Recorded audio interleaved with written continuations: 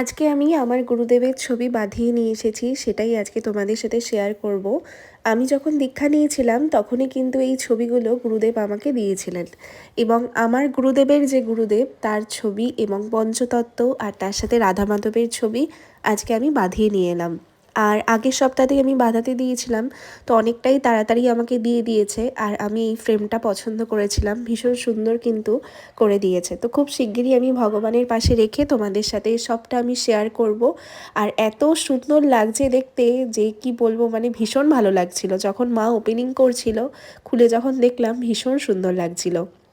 আর দেখো সব ছবিগুলো কত সুন্দর করে বাঁধিয়ে দিয়েছে। তো আমি আমার গোপাল সোনার পাশেই কিন্তু এগুলো সুন্দর করে রাখবো, আর তোমাদের সাথে খুব শিগগিরই শেয়ার করব যে কিভাবে সবটা করছি।